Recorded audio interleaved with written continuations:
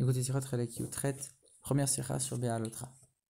Au tout début de la paracha, Rashi il soulève une question apparemment évidente.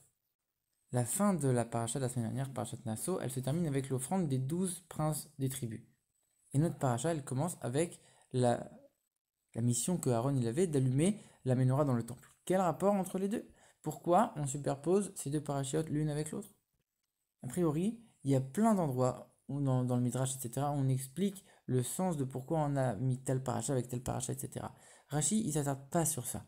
Si Rashi ici il vient s'attarder sur pourquoi on a mis cette paracha avec cette paracha, c'est parce que ça a un impact dans le sens simple du contexte, dans le sens simple des versets.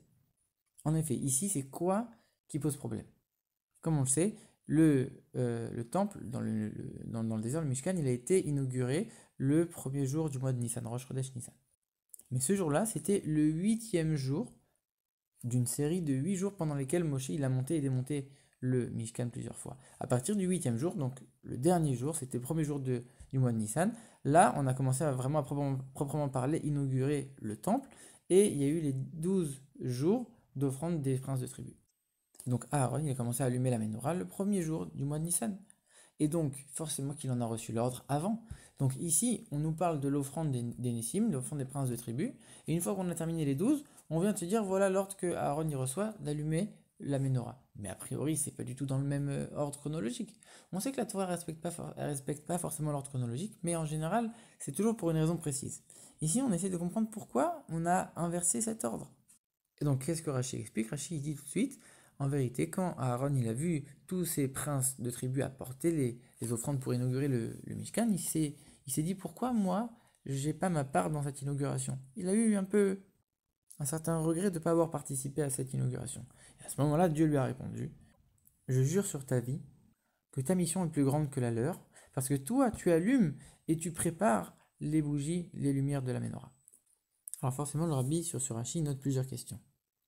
Déjà, en quoi cette réponse de Dieu, elle a pu soulager Aaron?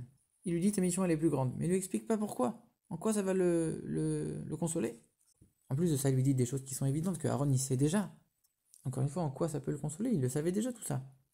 Le Ramban, il pose comme question de dire pourquoi il lui a pas dit toi tu vas amener l'encens qui ne peut être amené que par Aaron, que par le Kohen Gadol, dans le Saint des Saints, le jour de Yom Kippour, etc. C'est quelque chose de beaucoup plus haut.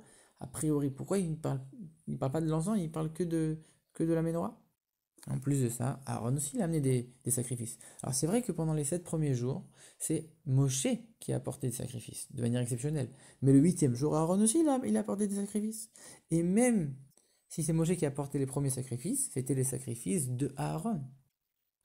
Et donc, de la même manière, en vérité, les sacrifices de tous les Nessim qui ont été apportés les 12 premiers jours, en vérité, tous ces Nessim, tous ces princes de tribu, ils ont uniquement apporté les offrandes, les animaux, etc. Mais qui c'est qui a vraiment effectué le sacrifice?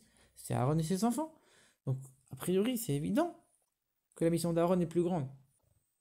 Donc, qu'est-ce que Dieu vient dire ici à Aaron pour le soulager? A priori, il aurait pu dire plein d'autres arguments pour le consoler.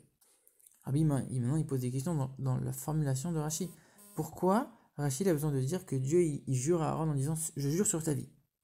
Et pourquoi il dit il dit pas seulement tu es celui qui allume la menorah, il dit tu es celui qui allume et qui prépare les bougies. Pourquoi?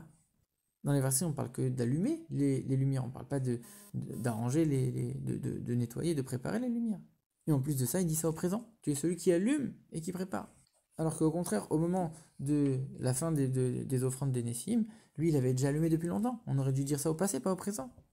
En réalité, le rabbi donne la réponse suivante. Dieu, il vient pas dire à Aaron, pour le consoler, t'inquiète pas, toi, tu as un autre travail, tu as une autre mission qui est bien aussi. Il vient lui dire, écoute, toi, tu es triste de ne pas avoir participé à l'inauguration du temple. En vérité, tu as oui participé à cette inauguration du temple. Eux, ils ont participé à l'inauguration de l'autel avec leurs offrandes. Toi, tu participes à l'inauguration de la menorah. Donc toi aussi, tu participes à ta manière à l'inauguration du Mishkan. Et non seulement ça, mais ton inauguration de la menorah est plus importante et a plus de valeur que leur inauguration de l'autel. Et c'est ça qui vient consoler Aaron, c'est ça qui vient le rassurer justement. Et en quoi en quoi elle est plus grande, son inauguration à lui, Rashi donne un indice avec 3 mots. Il dit Sheata, que toi, c'est toi Aaron, Madlik ou Métiv, c'est toi qui allume et qui prépare, et Tanerot, les bougies, les lumières. En quoi, avec ces 3 expressions, Rashi il est en train de préciser, on va le voir tout de suite. Il dit que toi Aaron, tu vas aller allumer la menorah. Pourquoi? Les Nessim, comme on l'a dit, ils sont venus juste apporter les animaux et les offrandes. Mais c'est pas eux qui les ont sacrifiés, qui ont fait le sacrifice à proprement parler. C'était les Kohanim, Aaron et ses fils. Lui, Aaron, il a tout fait lui-même. Quand il dit, après Rachid dit qu'il prépare, qu'il allume et qu'il prépare les bougies, parce qu'il n'a pas uniquement apporté les offrandes comme eux ils ont fait que la première étape. Deuxième étape, le sacrifice, ça c'est les autres. Aaron, il a tout fait de A à Z. Il n'a pas seulement allumé en disant quelqu'un d'autre va préparer, moi je viens et j'allume. Là, à ce moment-là, Aaron aussi, il n'aurait fait que 50%. Là, Aaron, il vient, il prépare et il allume. Il fait tout de A à Z. Et en plus de ça, il précise les bougies. Pourquoi les lumières. En vérité, les Nessim, leurs sacrifices n'ont été apportés que sur l'autel extérieur, même pas sur l'autel intérieur. Alors que Aaron, lui, la menorah, elle se trouvait à l'intérieur, dans un niveau, dans un endroit qui a un niveau de sainteté beaucoup plus important que l'autel extérieur sur lequel les sacrifices des Nessim ont été apportés. Donc, l'inauguration de Aaron est bel et bien beaucoup plus importante. Le Rabbi répond qu'en vérité, même tout ça, Aaron, il le savait. Et c'était des choses qui étaient évidentes pour lui. C'est même pas une question. Alors dans ce cas-là, pourquoi Dieu a besoin de venir le rassurer en lui disant ça? Et là, le Rabbi, il explique, comme on l'a dit tout à l'heure, que pendant les 7 premiers jours, c'était Moshe qui avait monté et démonté le temple, et c'est lui qui avait fait tous les travaux qui étaient inhérents au temple. Il avait apporté les sacrifices, il avait allumé la menorah, etc. Donc finalement, la menorah avait déjà été allumée, et donc c'était pas lui qui avait véritablement inauguré la menorah. C'est pour ça qu'il était triste. Et c'est ça que Dieu vient lui dire, il vient le rassurer en lui disant, ne t'inquiète pas, ce que tu fais, c'est véritablement une vraie inauguration.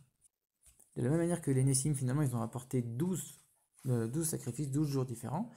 Alors, on comprend bien que celui qui a apporté en deuxième ou celui qui a apporté en 12e, c'était plus la première fois qu'il inaugurait l'autel.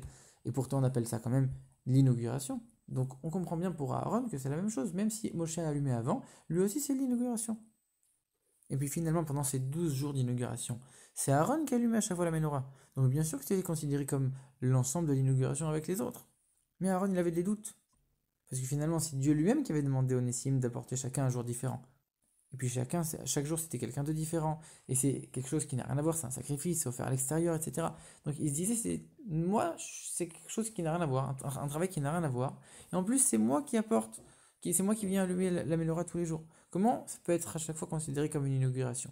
Et Dieu vient le rassurer en lui disant, je te jure par ta vie, comme pour dire, ne t'inquiète pas, je te rassure au maximum pour te dire que véritablement ce que tu fais, c'est considéré à 100% comme une vraie inauguration.